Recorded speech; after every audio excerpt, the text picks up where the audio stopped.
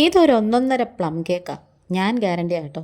ക്രിസ്മസിന് ഇടണമെന്നൊക്കെ വിചാരിച്ചിരുന്നതാണ്, പക്ഷേ ഇടാൻ പറ്റിയില്ല. എന്തായാലും കേക്കുകൾ ഇനിയും ചെയ്യാമല്ലോ. ന്യൂ ഇയറിനും കേക്കൊക്കെ ചെയ്യണമല്ലോ. ആ സമയം വേണമെങ്കിലും പരീക്ഷിക്കാൻ പറ്റിയ നല്ലൊരു റെസിപ്പിയാണേ. വീഡിയോ സ്കിപ്പ് ചെയ്യാതെ ഫുള്ള് കാണണം. ഇഷ്ടപ്പെട്ടാൽ സപ്പോർട്ട് ചെയ്യണേ. താമസിക്കുന്നില്ല, നേരെ ഇവിടേക്ക് തന്നെ പോവാം.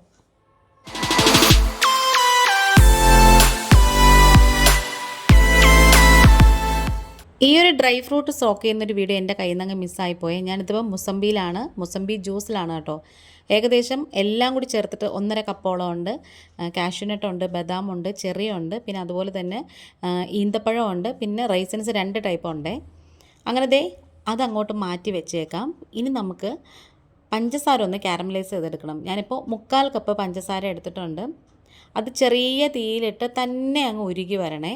അത് കഴിഞ്ഞിട്ട് മാത്രമേ നമ്മൾ തവി കൊണ്ടോ അല്ലെങ്കിൽ സ്പൂണോ കൊണ്ടോ ചെറുതായിട്ട് ഇങ്ങനെ ഒന്ന് മിക്സ് ചെയ്ത് കൊടുക്കാവൂ. പഞ്ചസാര കാരമലൈസ് ചെയ്യുമ്പം ശരിക്കും ശ്രദ്ധിക്കേണ്ട ഒരു കാര്യം, ഭയങ്കരമായിട്ട് ഡാർക്ക് കളറായി പോകുകയോ അല്ലെങ്കിൽ തീ കൂട്ടി വെച്ചിട്ട് നമ്മൾ ചെയ്യുകയോ ചെയ്താൽ ഇതിന് ഭയങ്കര ഒരു കയ്പ്പ് രസം വരും. അതുകൊണ്ടാണ് ഇപ്പോൾ പഞ്ചസാരയൊക്കെ നന്നായിട്ട് മെൽറ്റായിട്ട് വന്നിട്ടുണ്ട്. ഇനി തുടരെ നന്നായിട്ട് ഇങ്ങനെ ഇളക്കി കൊടുക്കണം. ഞാനിത് സിമ്പിളാണ് വെച്ചേക്കുന്നത്, തീ ഒട്ടും തന്നെ കൂട്ടിയിട്ടില്ല.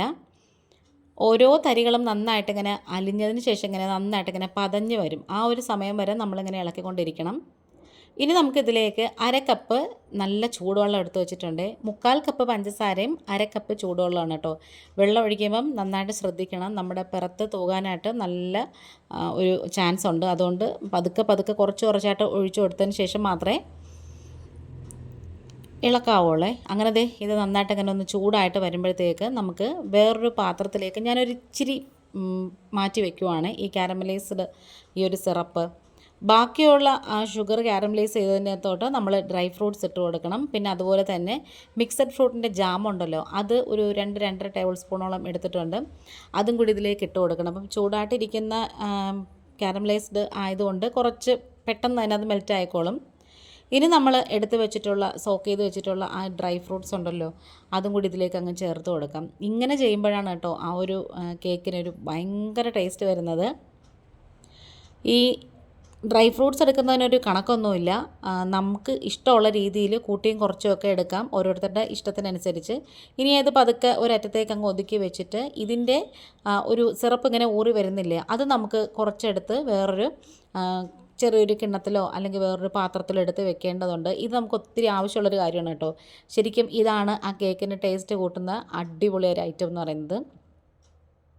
വേറൊന്നുമല്ല, കേക്ക് നമ്മൾ ചെയ്തതിന് ശേഷം ലാസ്റ്റ് ബ്രഷ് ചെയ്ത് കൊടുക്കേണ്ട ഒരു ഐറ്റമാണ്. കുറച്ച് മതി, ഒരു 1.5 ടീസ്പൂണൊക്കെ മതി കേട്ടോ, കുറച്ച് മതിയേ. അങ്ങനെ അത് ഞാനതങ്ങ് മാറ്റി വെച്ചിട്ടുണ്ട്. ഇന്നിപ്പം ഞാനിത് റെക്റ്റാങ്കിൾ കേക്ക് ടിന്നിലാണ് ചെയ്യുന്നത്. ഇത് 7-10 ആണ്. ഈ ഒരു കേക്ക് ടിന്നിലോട്ട് നമുക്ക് സൺഫ്ലവർ ഓയിൽ കുറച്ചൊന്ന് സ്പ്രെഡ് ചെയ്ത് കൊടുക്കണം. എന്നിട്ട് അതിൽ ബട്ടർ പേപ്പർ വെച്ച് കൊടുത്തിട്ട് അതിൻ്റെ മേളിലും കൂടെ ചെറുതായിട്ടൊന്ന് സ്പ്രെഡ് ചെയ്ത് കൊടുക്കണം. ചുറ്റുപാടും നമ്മൾ ഒരുപാട് തേച്ച് കൊടുക്കരുത്, കാരണം കേക്ക് പെട്ടെന്ന് മൊരിഞ്ഞു പോവുകയെ. ഇനി നമുക്ക് കേക്കിന് ആവശ്യമുള്ള പഞ്ചസാരയും സ്പൈസസും ഒക്കെ ഒന്ന് പൊടിച്ചെടുക്കണം. 1/4 കപ്പ് പഞ്ചസാരയാണ് കേട്ടോ എടുത്തേക്കുന്നത്. അതിലേക്ക് നമുക്ക് വേണ്ടത് 2 ഏലക്കയും 2 ഗ്രാമ്പൂവും, പിന്നെ ഒരു ചെറിയ കഷ്ണം പട്ട വേണം. അതുപോലെ തന്നെ ജാതിക്ക ഉണ്ടല്ലോ, അത് വളരെ കുറച്ച് മതി, അതും കൂടി ഇട്ട് കൊടുക്കാം. പിന്നെ നമുക്ക് ചുക്ക് വേണം, അതൊന്ന് പൊട്ടിച്ചിട്ട് വേണം ഇട്ട് കൊടുക്കാം, അല്ലെങ്കിൽ മിക്സിയുടെ ജാർ കേടായി പോകും. നിങ്ങളുടെ കയ്യിൽ ജിഞ്ചർ പൗഡർ ഉണ്ടെങ്കിൽ അത് ചേർത്താലും മതി. ഇനി നമുക്ക് ഡ്രൈ ഇൻഗ്രീഡിയൻസ് ഒന്ന് അരിച്ചെടുക്കാം.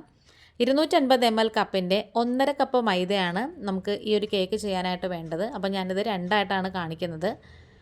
ഇനി നമുക്കിതിലേക്ക് വേണ്ടത് 1 ടീസ്പൂൺ ബേക്കിംഗ് പൗഡറാണ്. ഈ ഒരു കേക്കിന് ബേക്കിംഗ് സോഡ ചേർക്കത്തില്ല. ഇനി നമുക്കിത് ഒന്ന് അരിച്ചെടുക്കണേ. 3 പ്രാവശ്യം വേണമെങ്കിൽ അരിച്ചെടുക്കാം. അതല്ലാന്നുണ്ടെങ്കിൽ ഒറ്റ തവണ അരിച്ചിട്ട് സ്പാറ്റില കൊണ്ട് നന്നായിട്ടിങ്ങനെ മിക്സ് ചെയ്ത് യോജിപ്പിച്ചെടുത്താൽ മതിയേ. ഞാനിതിപ്പം ഒരു തവണ മാത്രമേ അരിച്ചിട്ടുള്ളൂ. നന്നായിട്ടിങ്ങനെ ഒന്ന് സ്പാറ്റില കൊണ്ട് യോജിപ്പിച്ചെടുക്കണം. ആ ബേക്കിംഗ് പൗഡറൊക്കെ മൈദയുടെ എല്ലാ ഭാഗത്തും എത്തണം, അതിന് വേണ്ടിയിട്ടാണ്. അതുപോലെ തന്നെ നമ്മൾ നേരത്തെ ഡ്രൈ ഫ്രൂട്ട്സ് എടുത്ത് വെച്ചിട്ടില്ലായിരുന്നോ, അതിനകത്തേക്ക് 3 ടേബിൾ സ്പൂണ് മൈദ ചേർത്ത് കൊടുക്കണേ. എന്നിട്ട് ഒന്ന് മിക്സ് ചെയ്തതിന് ശേഷം നമുക്ക് അങ്ങോട്ട് മാറ്റി വെച്ചേക്കാം. നന്നായിട്ട് മിക്സ് ചെയ്ത് യോജിപ്പിച്ചെടുക്കണേ. ആ മൈദയുടെ കോട്ടിങ് ആ ഡ്രൈ ഫ്രൂട്ട്സിനകത്ത് ഫുള്ളാകണം, അതിന് വേണ്ടിയിട്ടാണേ. നല്ല ടേസ്റ്റാണ് കേട്ടോ ഈ ഒരു പ്ലം കേക്ക്. ഇതേപോലത്തെ ടൈപ്പിൽ ഒന്ന് ചെയ്ത് നോക്കണേ. ഇനി നമുക്ക് വെറ്റ് ഇൻഗ്രീഡിയൻസ് ഒന്ന് ബീറ്റ് ചെയ്തെടുക്കാനുണ്ട്. അപ്പോൾ അതിന് വേണ്ടിയിട്ട് 3 വലിയ മുട്ട എടുത്തിട്ടുണ്ട്.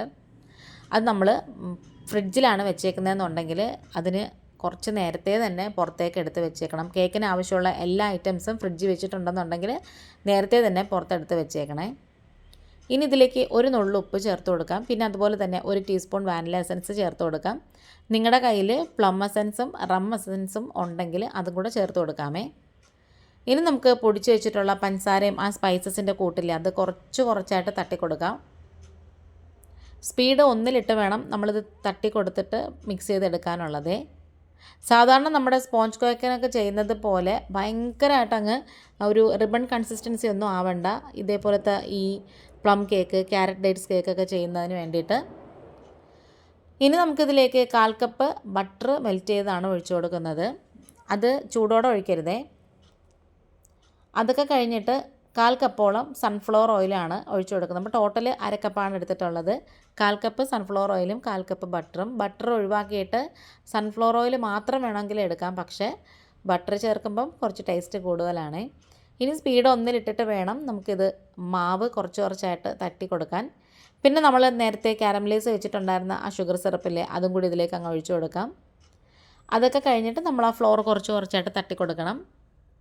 സ്പാറ്റില കൊണ്ട് വേണമെങ്കിൽ മിക്സ് ചെയ്യാം. പക്ഷേ കട്ടകളൊന്നും ഇല്ലാതെയും പെട്ടെന്നാകാൻ വേണ്ടിയിട്ടും സ്പീഡ് 1-ലിട്ടിട്ടാണ് നമ്മൾ ചെയ്യുന്നത്. ഇനി ആ ബ്ലേഡൊക്കെ അങ്ങ് മാറ്റിയേക്കാമേ. ഇനി സ്പാറ്റില കൊണ്ട് നമുക്ക് നന്നായിട്ട് ഇങ്ങനെ ചുറ്റുഭാഗമൊക്കെ ഒന്ന് വടിച്ചെടുത്തതിന് ശേഷം പതിയെ ഒന്ന് മിക്സ് ചെയ്തെടുക്കണം. പിന്നെ അതുപോലെ തന്നെ നമ്മൾ നേരത്തെ മാറ്റി വെച്ചിട്ടുണ്ടായിരുന്നല്ലോ, കോട്ടിംഗ് ഒക്കെ ചെയ്ത് വെച്ചിട്ടുള്ള ആ ഡ്രൈ ഫ്രൂട്ട്സ് ഉണ്ടല്ലോ, അത് കുറച്ചായിട്ട് ഇതിലേക്ക് അങ്ങ് തട്ടി കൊടുക്കാം. നമ്മളെപ്പോഴും ശ്രദ്ധിക്കേണ്ട ഒരു കാര്യം, ഈ പ്ലം കേക്കിൻ്റെയൊക്കെ ബാറ്റർ നല്ല തിക്കായിരിക്കണേ. പിന്നെ ഈ വീഡിയോ കണ്ടുകൊണ്ടിരിക്കുന്ന സമയത്ത് ചാനൽ ഇഷ്ടപ്പെടുകയാണെന്നുണ്ടെങ്കിൽ ഒന്ന് സബ്സ്ക്രൈബ് ചെയ്ത് സപ്പോർട്ട് ചെയ്യണം. ക്രിസ്മസിന് മുമ്പേ പ്ലം കേക്കിൻ്റെ വീഡിയോ ഒക്കെ ഇടണം എന്നൊക്കെ വിചാരിച്ചതാണ്, പക്ഷേ പറ്റിയില്ല.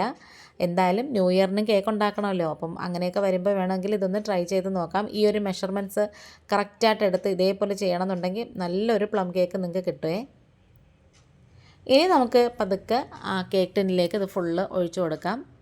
കട്ട് ആൻഡ് ഫോൾഡ് മെത്തേഡിലാണ് കേട്ടോ നമുക്ക് ഈ കേക്കിൻ്റെ ബാറ്റർ എപ്പോഴും മിക്സ് ചെയ്യേണ്ടത്. അതുപോലെ തന്നെ ഞാൻ ഈ ഗ്ലാസ് ടേബിളിൻ്റെ മുകളിലിട്ട് തട്ടുകയല്ല, അതിൻ്റെ മുകളിൽ 2 സിലിക്കോൺ ഷീറ്റ് ഇട്ടിട്ടുണ്ട് കേട്ടോ. എന്നിട്ടാണ് ടാപ്പ് ചെയ്ത് കൊടുക്കുന്നത്. എന്നിട്ട് ഇനി അതിൻ്റെ മുകളിലേക്ക് നമുക്ക് ഇഷ്ടമുള്ള രീതിയിൽ ഡ്രൈ ഫ്രൂട്ട്സും നട്ട്സും ഒക്കെ ഇട്ട് കൊടുക്കാം. ഞാനിതിപ്പം കറുത്ത മുന്തിരി കുറച്ച് ഇട്ട് കൊടുത്തിട്ടുണ്ട്. അതുപോലെ തന്നെ കശുവണ്ടി പരിപ്പ് കുറച്ച് അവിടെ ആയിട്ട് ഇട്ട് കൊടുക്കുകയാണ്. പിന്നെ ചെറീസൊക്കെ വേണമെന്നുണ്ടെങ്കിൽ അതൊക്കെ ഇട്ട് കൊടുക്കാം. പിന്നെ അതുപോലെ തന്നെ ബദാം ഒന്ന് ചോപ്പ് ചെയ്തിട്ട് അതും കൂടി ഇതിൻ്റെ മുകളിലേക്ക് ഇട്ട് കൊടുക്കുവാണേ. പിന്നെ അവിടെ ആയിട്ട് കുറച്ച് ടൂട്ടി ഫ്രൂട്ടിയും പിന്നെ വെളുത്ത എള്ളും കൂടി ഇട്ട് കൊടുത്തിട്ടുണ്ട്. അപ്പോൾ നമ്മളിത് ഓവനിലല്ല ചെയ്യുന്നത്, എൻ്റെ സ്ഥിരം ഉരുളി ഓവനാണ്. അതിൽ വെറും പാത്രമല്ല, ഞാനിതേപോലെ മണലിട്ട് കൊടുത്തിട്ട് റിങ് വെച്ച് എടുത്തേക്കുവാണ്. ഇനി നമുക്ക് കേക്ക് ടിൻ അതിലേക്ക് എടുത്ത് വെച്ച് കൊടുത്തിട്ട് പെട്ടെന്ന് തന്നെ അടച്ചിട്ട് മുകളിൽ വെയിറ്റ് വെച്ച് കൊടുക്കാം. ആദ്യത്തെ 5 മിനിറ്റ് നല്ല ഹൈ ഫ്ലെയിമിൽ തന്നെ വെച്ചേക്കണം. പിന്നെ കുറേ സമയം നമ്മളിത് തൊടാനേ പാടില്ല, ഈ കേക്ക് ഇതുപോലെ പൊങ്ങി വരത്തില്ല. പിന്നെ ഒരു 25 മിനിറ്റൊക്കെ കഴിഞ്ഞതിന് ശേഷം പതിയെ നമ്മളിത് ഓപ്പൺ ചെയ്ത് നോക്കിയിട്ടുണ്ട്, നന്നായിട്ട് കേക്ക് പൊങ്ങി വന്നിട്ടുണ്ട്. എന്നിട്ട് നമുക്ക് വെന്തിട്ടില്ലായിരുന്നു, അപ്പം ഏകദേശം ഒരു 45 മിനിറ്റ് സമയമായിട്ടുണ്ട് കേട്ടോ ഈ കേക്ക് ഇതേപോലെ നന്നായിട്ട് വെന്ത് കിട്ടാനായിട്ട്. ഇനി നമുക്ക് തണുത്തതിന് ശേഷം ചുറ്റുഭാഗം കത്തി കൊണ്ടോ അല്ലെങ്കിൽ ഇതേപോലെ ഒരു ചട്ടകം കൊണ്ടോ ഒന്നിങ്ങനെ ഇളക്കി വിടുവിച്ചതിന് ശേഷം ഒന്ന് തട്ടിക്കൊടുത്താൽ മതി. അടിയിൽ നമ്മൾ ബട്ടർ പേപ്പറൊക്കെ ഇട്ടേക്കുന്നതുകൊണ്ട് തന്നെ പെട്ടെന്ന് ഇളകി വന്നോളും. ചുറ്റുപാടും 4 വശവും ഒന്നും ഒട്ടിപ്പിടിച്ചിട്ടില്ല. അങ്ങനെ നമ്മുടെ കിടിലം പ്ലം കേക്ക് ഇവിടെ റെഡി ആയിട്ടുണ്ട്. കേക്ക് കാണുമ്പോൾ തന്നെ അറിയാം നല്ല ടേസ്റ്റാണെന്ന്. ഇനി നന്നായിട്ട് തണുത്തതിന് ശേഷമാണ് നമ്മൾ നേരത്തെ പറഞ്ഞത് ആ ഒരു സംഭവം ചെയ്യാൻ പോകുന്നത്. ആ ഡ്രൈ ഫ്രൂട്ട്സൊക്കെ സോക്ക് ചെയ്ത ആ ഒരു സിറപ്പുണ്ടല്ലോ, അത് ഇതിൻ്റെ മുകളിലേക്ക് അങ്ങ് നന്നായിട്ട് സ്പ്രെഡ് ചെയ്ത് കൊടുക്കണം. നന്നായിട്ട് തണുത്തതിന് ശേഷം മാത്രമേ ഇത് ചെയ്യാവൂ. അങ്ങനെ ഓവനും അതുപോലെ തന്നെ സോക്കിങ്ങും ഒന്നും ഇല്ലാതെ കിഡിലൻ പ്ലം കേക്ക് ഇവിടെ റെഡി ആയിട്ടുണ്ട്. ഇനിയിപ്പോൾ ഞാൻ കാണിക്കാൻ പോകുന്ന 2 ദിവസം കഴിഞ്ഞുള്ളൊരു വീഡിയോ ആണ്. ആ ഒരു സമയത്താകുമ്പോഴാണ് ഈ കേക്കിന് കറക്റ്റ് ഒരു ടെക്സ്ചറും അതുപോലെ തന്നെ ടേസ്റ്റും ഒക്കെ നമുക്ക് കിട്ടുന്നത്. പൊതുവേ എല്ലാ കേക്കും നമ്മൾ ഉണ്ടാക്കിയതിനേക്കാളും അടുത്ത ദിവസം എടുക്കുന്നതാണ് നല്ലത്. പ്ലം കേക്ക് ആകുമ്പോൾ പിന്നെ അങ്ങനെ 2 ദിവസം കഴിഞ്ഞിട്ട് എടുക്കുന്നതാണ് കേട്ടോ കുറച്ചുകൂടെ നല്ല ടേസ്റ്റ് എന്ന് പറയുന്നത്. അപ്പോൾ നമ്മുടെ വീഡിയോ വൈൻഡ് അപ്പ് ചെയ്യാറായി. ക്രിസ്മസിന് കേക്ക് ചെയ്യാൻ പറ്റാത്തവരുണ്ടെങ്കിൽ ന്യൂ ഇയറിന് ഇതേപോലത്തെ മെഷർമെൻറ്റ്സ് വെച്ചിട്ട് ഓവൻ ഇല്ലാതെ നല്ലൊരു കേക്ക് ഒന്ന് ചെയ്ത് നോക്കണം. ഫീഡ്ബാക്ക് ഇടണേ. ഇന്നിപ്പോൾ ഇത്രയേ ഉള്ളൂ. വീണ്ടും വരാം. Thanks for watching.